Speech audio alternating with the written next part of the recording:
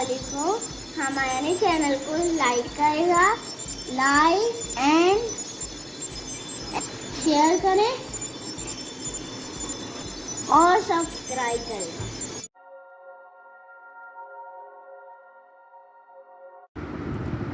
أعوذ بالله السميع العليم من الشيطان الرجيم من همزه ونفخه ونفسه بسم الله الرحمن الرحيم ربي يسر ولا تعسر وتمم بالخير ربي زدني علما لكن الله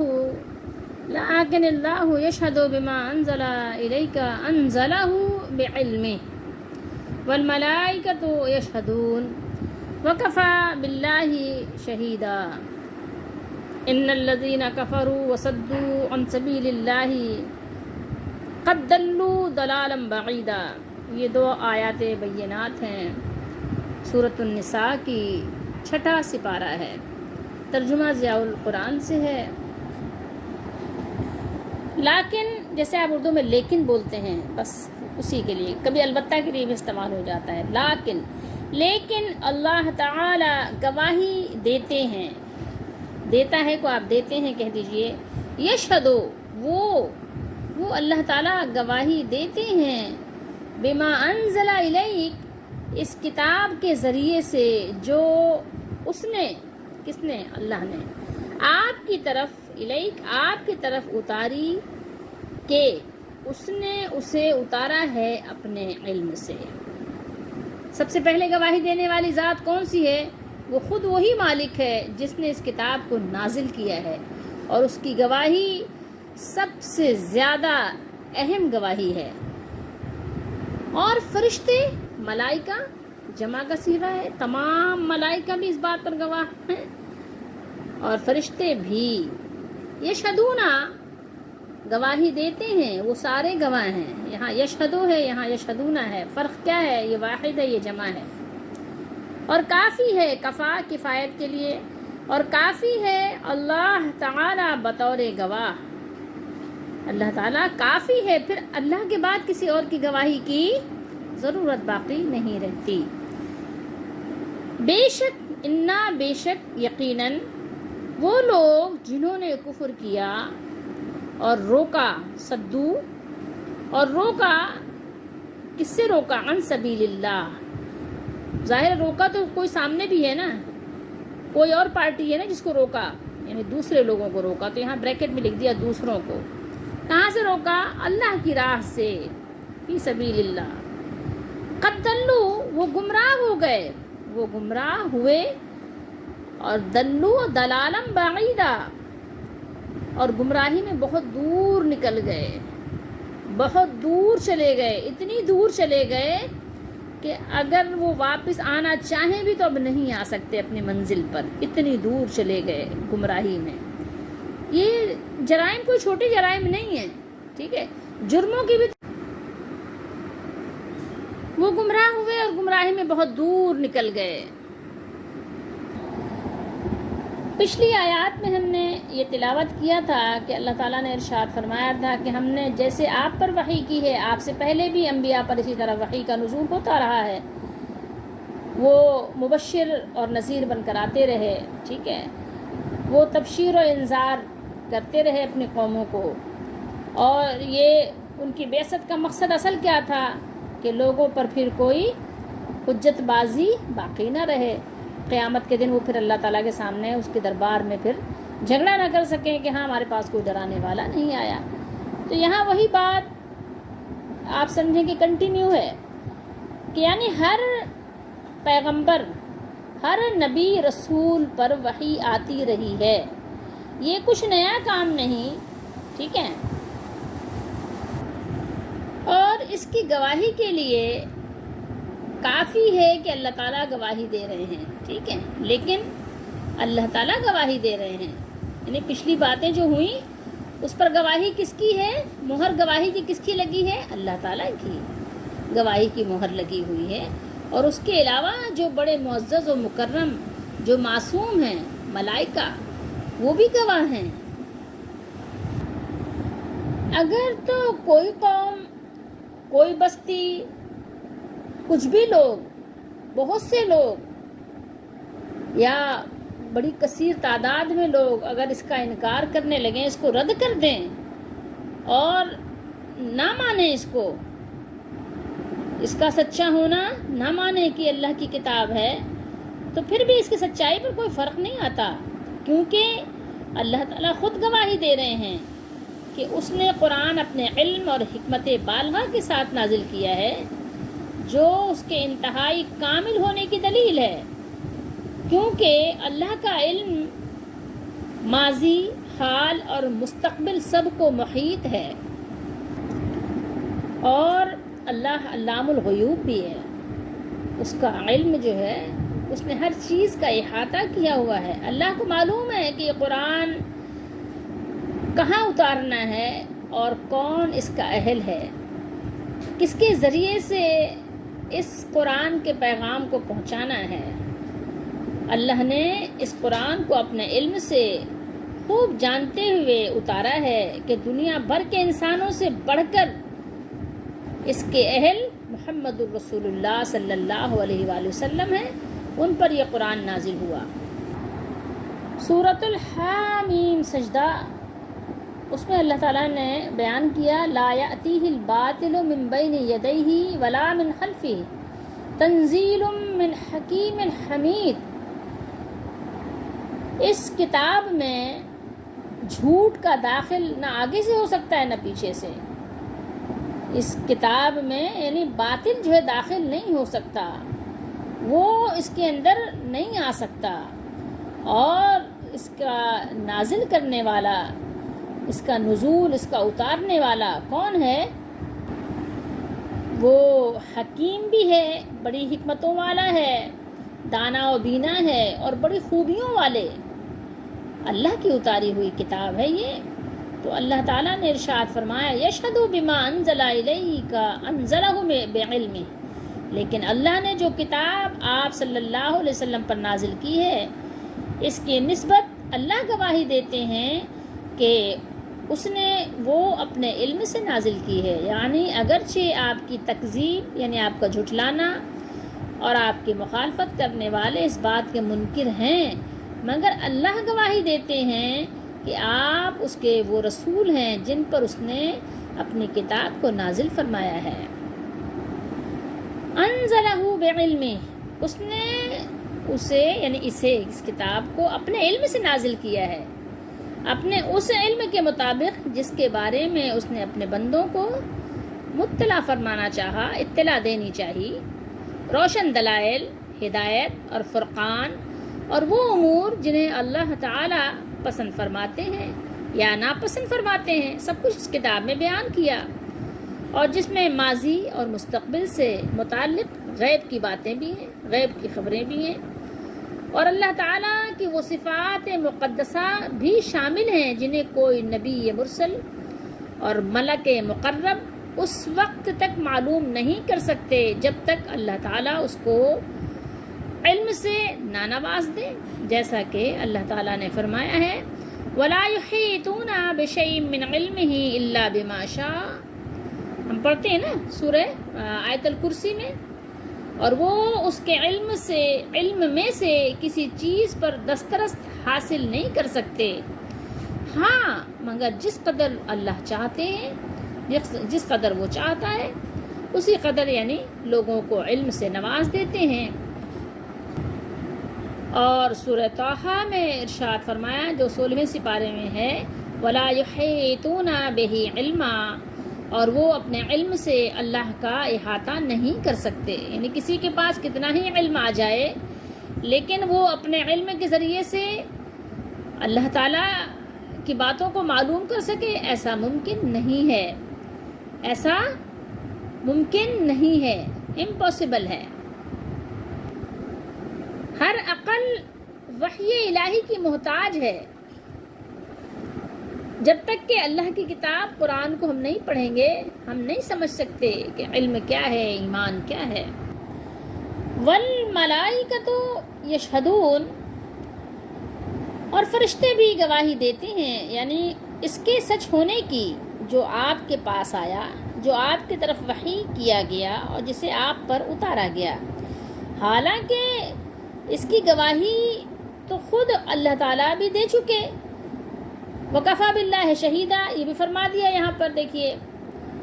اور گواہ تو اللہ ہے اور اللہ کی گواہی کافی ہے. اس کی گواہی کی جب کفایت ہو گئی تو بس انف مور انف. لیکن پھر بھی اگر انسانوں کو کہ اللہ کے علاوہ کسی اور کی گواہی چاہیے تو اللہ کے مقرب فرشتے ہیں جو گواہی دے رہے ہیں. ٹھیک ہے. اور پھر آگے اللہ تعالیٰ نے کیا ارشاد فرمایا ان الذین کفروا وصدوا عن سبیل اللہ. جن لوگوں نے کفر کیا اور اللہ کے راستے سے روکا، جو اللہ کا راستہ ہے سبیل الہ ہے، تو یقیناً وہ راستے سے بھٹک کر دور جا پڑے، دور ایسی کھائی میں گر گئے، جا کر ایسی گھاٹی میں گر گئے کہ اب اس کا اندازہ لگانا بہت مشکل ہے. کبھی آپ نے کسی کو گھاٹی میں گرا ہوا دیکھا ہے؟ کسی کو کھائی میں گرا ہوا دیکھا ہے؟ اور جہاں ایسی یعنی کہنا چاہیے کہ حشرات الارض ہیں کہ وہ انسان کو چیتھڑا کر دیں. انسان تصور بھی نہیں کر سکتا کہ وہ یعنی ایسی جگہیں ہیں. تو انہوں نے خود بھی کفر کیا، حق کو قبول نہیں کیا، حق کو اختیار نہیں کیا، اور دوسرے لوگوں کو بھی حق کی اتباع اور اس کی اقتداء سے روکا. وہاں رکاوٹ بن گئے تو وہ حق سے خارج ہو گئے، بھٹک گئے اور بے حد دور جا پڑے. پھر اللہ تعالیٰ نے ان کافروں کے بارے میں اپنا حکم صادر فرمایا ہے جو اس کی آیات، اس کی کتاب اور اس کے رسول کے ساتھ کفر اور اپنے نفسوں پر ظلم کرتے ہیں. اسی طرح اللہ کے راستے سے لوگوں کو روکتے ہیں، گناہوں کا ارتکاب کرتے ہیں اور حرام کی حلال کی پرواہ نہیں کرتے. یعنی حرام و حلال اللہ تعالیٰ کی حرمت اور اس کی یعنی اللہ تعالیٰ کے حکم، اس کے احکام کی بے حرمتی کرتے ہیں. کوئی تمیز نہیں کرتے کہ اللہ تعالیٰ نے کیا حلال کیا ہے، کیا حرام کیا ہے، اللہ کو پسند کیا ہے، اللہ کو ناپسند کیا ہے. تو وہ اس بات کی پرواہ نہیں کرتے. تو اللہ تعالیٰ نے کیا فرمایا کہ اللہ تعالیٰ ان کو نہیں معاف فرمائے گا. ان لوگوں نے اپنے برے اعمال، جس کو آپ اعمال سیئہ کہہ سکتے ہیں، اپنے اعمال سیئہ سے اپنے آپ کو جہنم کی سزا کا مستحق بنا دیا. ہر انسان یہ جانتا ہے کہ اس کے اپنے اندر کیا کیا صلاحیتیں ہیں. اگر وہ اپنی صلاحیتوں کو خراب نہ کر دے، بیکار نہ کر دے، ضائع نہ کر دے، تو اس کو معلوم ہے کہ میرے اندر کیا صلاحیت ہے. ہر انسان اپنی پسند کو، اپنی چوائس کو بھی جانتا ہے کہ مجھے کیا چیز چوز کرنی چاہیے. ہر انسان کے اندر یہ چیزیں اللہ نے ودیت کی ہیں. یعنی کہتے ہیں یہ بائی برتھ انسان کے اندر یعنی گفٹ ہے اس کو. جیسے آپ کسی چیز کے بارے میں کہتے ہیں نا گاڈ گفٹڈ، تو یہ وہ چیز ہے کہ اللہ تعالیٰ نے اس کو یعنی بطور گفٹ ہر انسان کو عطا کی ہے. اسی وجہ سے تو اس کا حساب کتاب ہے، ورنہ کیوں ہو. پھر جانوروں کا تو حساب کتاب نہیں ہے نا، اور کسی مخلوق کا تو نہیں ہے، صرف انسان اور جنات کا حساب کتاب ہے. تو کیوں؟ اس لیے کہ اللہ تعالیٰ نے ان کو کوئی صلاحیت دی ہے نا. اللہ کو، مالک کو معلوم ہے نا، کیونکہ ہمارا مالک جو ہے وہ ظلم سے پاک ہے، وہ سبحان ہے. ہم اس بات کو سمجھتے کیوں نہیں ہیں؟ تو ان لوگوں نے کیا کیا؟ انہوں نے اپنی صلاحیت کو ضائع کر دیا، بیکار کر دیا، یوزلیس کر دیا. اب وہ کسی کام کی نہیں رہی. جبھی تو وہ بھٹک گئے، اور بھٹکتے بھٹکتے اتنی دور چلے گئے کہ واپسی کا امکان بھی ختم ہو گیا. ایک امید ہوتی ہے، ایک امکان ہوتا ہے. تو ان کی اپنی حرکتوں کی وجہ سے ممکن کی صورت بھی ختم ہو گئی. سمجھ رہے ہیں بات کو؟ اب آپ دیکھیے کہ اس آیت مبارکہ میں ہمارے لیے کیا سبق ہے. کیا ہمارے دور میں لوگ ایسا نہیں کر رہے؟ اللہ کے راستے سے روک نہیں رہے؟ جس وقت قرآن کا نزول ہوا اس وقت کے لوگوں نے روکا تو روکا. اب وہ تو گزر گئے، ان کے لیے ان کے اعمال ہیں، ہمارے لیے ہمارے اعمال ہیں. میں اور آپ چیک کریں، ہم چیک کریں کہ کیا ہم اللہ کے راستے سے روک رہے ہیں لوگوں کو؟ کیا ہم رکاوٹ بنے ہوئے ہیں؟ کیا ہم دیوار بنے ہوئے ہیں؟ کیا ہم آڑ بنے ہوئے ہیں؟ ہاں، ایسے بہت سے لوگ ہیں کہ جو خود بھی قرآن مجید کی آیات کو قبول نہیں کرتے، صرف ایک وہ ڈھال بناتے ہیں اپنے جو ہے کہنا چاہیے، یا تو آپ کہیں نفاق کو، یا اپنے فرقے کو ڈیفینڈ کرنے کے لیے ڈھال تو بنا لیتے ہیں قرآن مجید کو، جناب ہم قرآن کی آیت پیش کرتے ہیں، لیکن وہ آیت یا تو وہ نامکمل طور پہ پیش کرتے ہیں، اور یا تو وہ لوگوں کو دھوکہ دینے کے لیے پیش کرتے ہیں، اور وہ کہیں کی کہیں ایران کی توران کر رہے ہوتے ہیں۔ وہ جو ایک باقاعدہ طریقے سے دلیل کے ساتھ جو پیش کرنا ہے اس طرح وہ پیش نہیں کرتے، تو اس لیے وہ لوگوں کو روکتے ہیں۔ وہ کہتے ہیں مزاروں پہ جا کے مانگو، وہ جائز کہتے ہیں اس کو، اور وہ پھر چھوڑ دیتے ہیں ان آیات کو کہ اللہ نے فرمایا کہ تم نہیں سنا سکتے ان کو، تم اللہ کے سوا جس کو پکارتے ہو وہ تمہارا پکارنا بیکار ہے، وہ سوائے چیخ و پکار کے کچھ بھی نہیں ہے۔ یعنی پکارنا کیا ہے؟ کسی سے تم دعا نہیں کر سکتے، اللہ کے علاوہ تم کسی اور سے دعا نہیں کر سکتے، لیکن لوگ کہتے ہیں نہیں آپ دعا کرو، قبر والوں سے جا کے دعا کرو، اور تو اور کچھ لوگوں نے کہا قبر والوں سے دعا کراؤ جا کے۔ بھائی قبر والوں کو کیا پتہ کہ آپ کیا فریاد لے کر آئے ہیں؟ قبر والوں کے پاس جانا تو اس لیے فرمایا اللہ کے نبی نے کہ ان کے پاس جاؤ، ان کے لیے دعا کرو، ان کے لیے دعا کرو، وہ تمہاری دعا کے اب محتاج ہیں، تمہاری دعا کے ضرورت مند ہیں، ان کے لیے دعا کرو کہ اللہ تعالیٰ ان پر رحم فرمائے، ان پر فضل فرمائے، اور اللہ تعالیٰ ہمارے ایمان کو سلامت رکھے، اللہ تعالیٰ ان کو جہنم سے بچائے، ان کو جنت والوں میں کرے، اور اللہ تعالیٰ ہمیں بھی جہنم سے بچائے، ہمیں بھی جنت والوں میں کرے۔ وہ پہلے جانے والے ہیں اور ہم بعد میں آنے والے ہیں، ہمیں تو یہ سکھایا گیا تھا، نہ کہ کہہ رہے ہیں کہ قبر پہ جا رہے ہیں فاتحہ پڑھنے، قبر پہ جا رہے ہیں دعا منگوانے، قبر پہ جا رہے ہیں عرس کرنے، قبر پہ جا رہے ہیں دالچا کھانے۔ سر سوچیے تو صحیح، تبرک کی روٹی کھانے جا رہے ہیں، وہاں نظر و نیاز پیش کرنے جا رہے ہیں، اور پھر اس کے بعد کیا کہیں گے کہ جناب منع نہیں ہے، مانیں گے نہیں۔ لوگوں کو روکتے ہیں، حق سے روکتے ہیں، اللہ کی طرف سے روکتے ہیں، لوگوں کو یہ نہیں بتاتے کہ کوئی مشکل آئے تو پڑھو یا حی یا قیوم برحمتک نستغیث، یا حی یا قیوم برحمتک استغیث۔ وہ نہیں بتاتے کہ مشکل آئے تو پڑھو لا الہ الا انت سبحانک انی کنت من الظالمین۔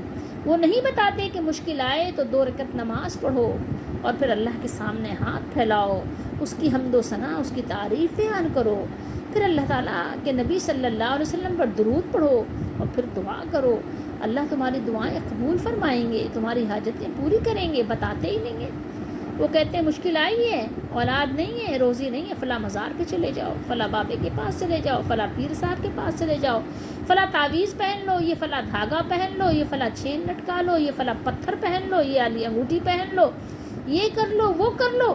اللہ کا جو دربار ہے اس کا ایڈریس نہیں بتاتے، اللہ سے اللہ کے بندوں کو نہیں ملاتے، پتہ نہیں کہاں کہاں سے جوڑتے رہتے ہیں، ادھر سے ادھر سے ادھر سے، سیدھے سیدھے کان کو نہیں پکڑتے بلکہ ادھر سے گھما کے ادھر سے پکڑیں گے۔ جو سیدھی سیدھی باتیں اس کو کیوں نہیں سمجھتے، کیوں نہیں سمجھنا چاہتے، کیوں وقت نہیں دیتے؟ قرآن کو وقت دو نا، تھوڑی دیر بیٹھو تو صحیح، قرآن و حدیث کو سمجھو تو صحیح۔ اللہ کے نبی جاتے ہوئے کیا فرما گئے تھے، کیا فرما گئے تھے؟ تو بدترین لوگ کون ہیں؟ جن پر قیامت آئے گی، اور بدترین لوگ کون ہیں؟ جو قبروں کو سجدہ کرتے ہیں، وہاں مسجد بناتے ہیں، سجدہ گاہ بناتے ہیں۔ کیا نہیں فرمایا اللہ کے نبی نے؟ نہیں پڑھا ہم نے یہ احادیث ہم نے نہیں پڑھی؟ کیا ہم اس پہ شک کرتے ہیں؟ سوچے تو صحیح تھوڑی دیر کے لیے، اللہ کے نبی کیوں لعنت فرما رہے ہیں؟ لعنت ہو ان پر، لعنت ہو ان پر، لعنت ہو ان پر، انہوں نے انبیاء کی قبروں کو مسجد بنا لیا، سجدہ گاہ بنا لیا، اور آپ کہتے ہو ہم جا کے وہاں قرب حاصل کرتے ہیں، وہ وہاں مقرب ہیں۔ آپ کو تو پتہ بھی کوئی نہیں کون مقرب ہے کون نہیں ہے، آپ تو اسی کو مقرب کہہ سکتے ہو نا جس کے لیے اللہ تعالیٰ نے قرب کے، اللہ تعالیٰ نے اپنے تمام وہ آپ کو بتا کر بیان کر کے بتا دیا ہے۔ اس کے علاوہ آپ کیسے کہہ سکتے ہو؟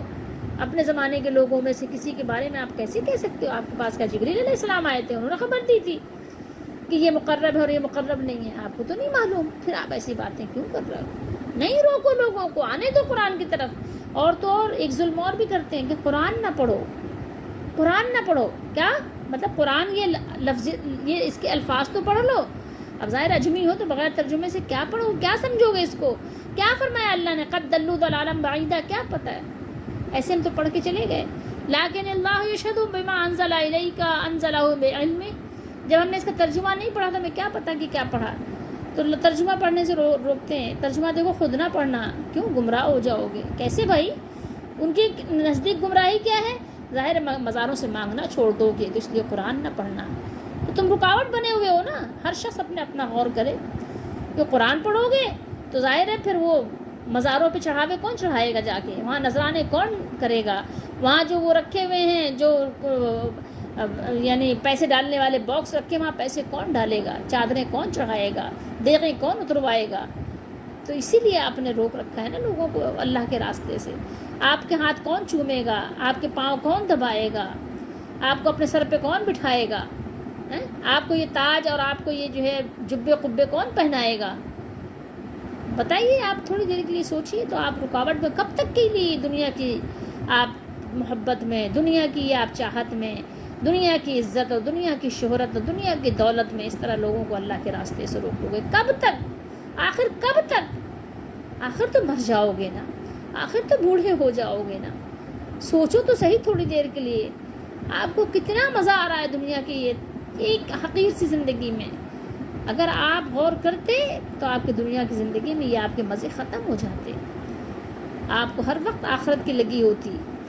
آپ انبیاء کی زندگی کو سوچتے کہ ان کی زندگیاں کیسی تھیں, آپ لوگوں کو اللہ کے راستے سے نہ روکتے.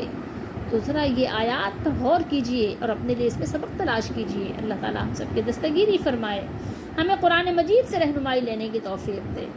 جب قرآن مجید کوئی دل سے پڑھتا ہے تو وہ خود بخود سیدھے راستے پہ آہستہ آہستہ آتا ہی چلا جاتا ہے. اللہ تعالیٰ اس کے لیے اپنی راہیں کھولتا ہی چلا جاتا ہے. اللہ تعالیٰ ہم سب کی دستگیری فرمائے, ہماری مدد فرمائے, ہم پر رحم فرمائے, ہمیں ہر طرح کے دھوکے بازوں سے, فریبیوں سے بچائے, اور دین کے ڈاکوؤں سے, دین کے لٹیروں سے بھی اللہ ہمیں بچائے, ہمیں سیف رکھے. آمین.